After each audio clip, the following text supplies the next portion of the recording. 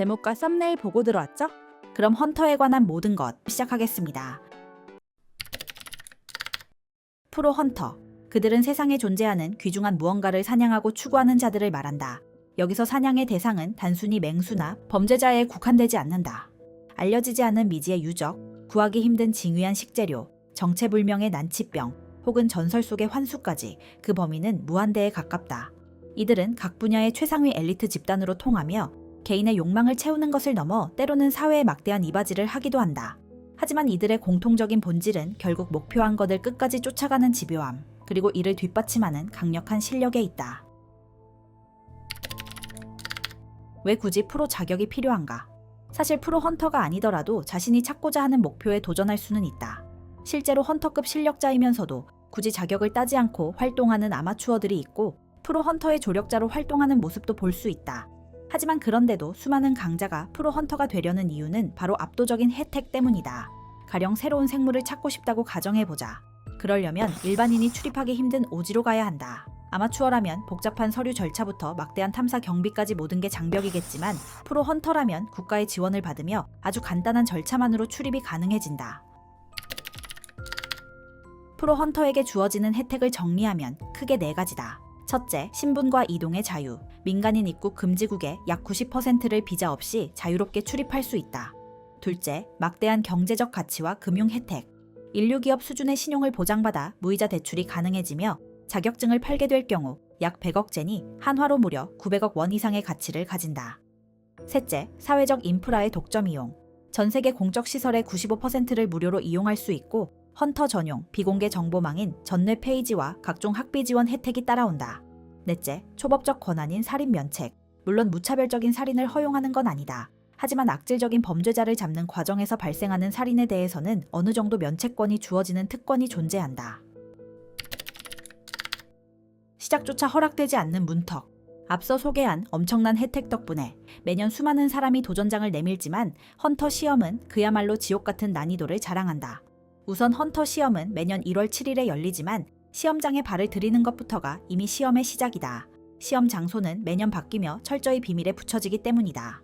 수험생은 전 세계에 숨겨진 힌트를 조합해 스스로 장소를 찾아내야 하며 협회가 고용한 길잡이의 테스트를 통과해야만 겨우 접수처에 도달할 수 있다.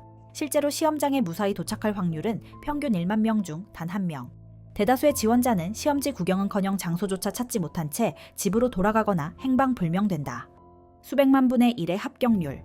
우여곡절 끝에 시험장에 들어선다 해도 합격률은 여전히 절망적이다. 헌터 시험은 매년 수백만 분의 1이라는 극악의 통과 의례를 거쳐야 한다. 대표적인 예로 주인공 곤이 합격한 287기 시험은 수만 명의 지원자 중 405명이 시험장에 도착했고 그중 최종 합격자는 단 7명이었다. 진프릭스가 합격한 267기나 키르아가 응시한 288기처럼 단 1명의 합격자만 배출되는 경우도 허다하다. 사망자가 속출하는 가혹한 방식. 헌터 시험의 가장 큰 특징은 수험생의 안전을 전혀 보장하지 않는다는 점이다. 시험관은 현역 프로 헌터들로 구성되며 이들의 개인적인 성향에 따라 시험 방식이 완전히 달라진다.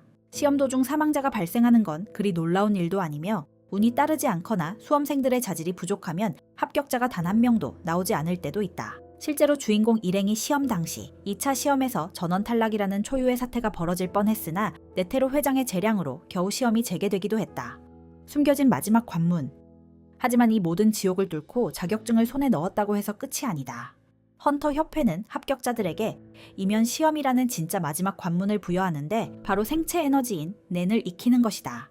크라피카가 합격 직후 의뢰 알선수에서 아직 자격을 다 갖추지 못했다며 찬밥 신세를 겪었던 이유가 바로 이 때문이다.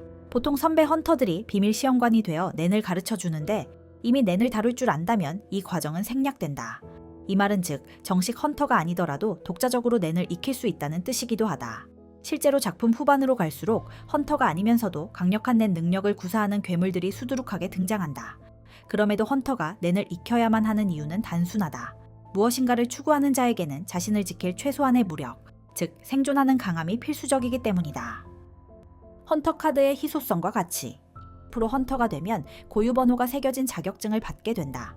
이 카드를 가졌다는 것 자체가 인류 상위 0.01%의 능력을 검증받았다는 훈장과 같다. 자격증을 암시장에 팔기만 해도 100억 제니 이상의 거금을 손에 넣을 수 있다 보니 카드를 노리는 전문 범죄자들까지 기승을 부린다. 실제로 신입 헌터 5명 중 1명은 취득 후 1년 이내에 카드를 분실하거나 빼앗긴다는 통계가 있을 정도다. 더 무서운 점은 이 카드는 어떤 사유로도 절대 재발행되지 않는다는 것이다. 따라서 자격증을 지키는 것 또한 헌터의 역량을 증명하는 중요한 일 중 하나다. 하지만 시험관 사토츠는 이렇게 말했다. 이 카드는 목숨보다 소중하면서도 동시에 아무 의미 없는 쓰레기이기도 하다. 중요한 건 카드 그 자체가 아니라 헌터가 된 뒤 무엇을 이루느냐가 진짜 헌터의 정의라는 뜻이다. 일반 프로 헌터.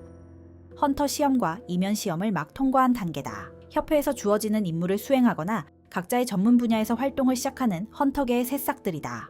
다만 세상에는 프로 헌터보다 강한 자가 많아 최근에는 많이 위상이 낮아졌다. 싱글 헌터. 특정 한 가지 분야에서 화려한 업적을 남긴 헌터에게 주어지는 첫 번째 명예로운 칭호다. 체즈게라, 멘치, 그리고 개미 토벌편의 모라우 등이 여기에 해당한다. 더블 헌터. 여기서부터는 조건이 매우 까다로워진다. 본인의 업적은 물론 직접 지도한 후배가 싱글 헌터가 되어야만 얻을 수 있는 칭호다. 실력뿐만 아니라 지도자로서의 역량까지 증명해야 하는 단계로 비스케 크루거와 짐 프릭스, 미자이스톰 나나 등이 대표적이다. 트리플 헌터. 헌터의 정점이자 전설이다. 여러 분야에서 눈부신 업적을 달성해야 하며 세계관 전체를 통틀어 단 10여 명밖에 존재하지 않는다. 파리스톤 힐, 보트바이 기간테, 치도르 요크셔 같은 인물들이 이 반열에 올라있다. 헌터 협회는 시험 주관과 헌터 관리를 담당하는 민간단체다. 하지만 그 영향력은 웬만한 국가를 압도한다. 전 세계에 난제나 위험한 임무가 발생하면 각국 정부는 막대한 보수를 걸고 협회에 의뢰를 맡긴다. 협회는 소속 헌터들에게 정보를 제공하고 일감을 알선하지만 개개인의 활동을 강제하지 않는 자유로운 분위기가 특징이다. 암살자나 범죄자조차 실력만 있다면 일원으로 받아들일 만큼 개방적이다. 하지만 그 이면에는 세계 정부와의 정치적 밀당, 그리고 거대 자본이 얽힌 복잡한 이해관계가 존재한다. 네테로 회장이 정치권과 대화하는 장면들만 봐도 이 조직의 위상이 얼마나 대단한지 알 수 있다. 참고로 10계명처럼 헌터 10계조라는 게 존재한다. 상세한 내용이 궁금하다면 잠시 정지 버튼을 누르고 읽어보는 것을 추천한다. 협회의 심장부. 헌터 협회는 회장을 필두로 그 밑에 최정예 참모진인 12지가 존재한다. 유사시 협회의 운영을 맡는 핵심 중의 핵심이다. 재미있는 점은 멤버 대다수가 네테로 전 회장에 대한 엄청난 존경심 때문에 각자가 맡은 12지 동물의 코드네임에 맞춰 외모를 바꾸거나 이름까지 개명했다는 사실이다. 물론 예외도 있다. 쥐를 맡은 파리스톤과 돼지를 맡은 진 프릭스는 회장의 이런 컨셉 놀이를 거부하고 끝까지 자기 스타일을 고수하고 있다.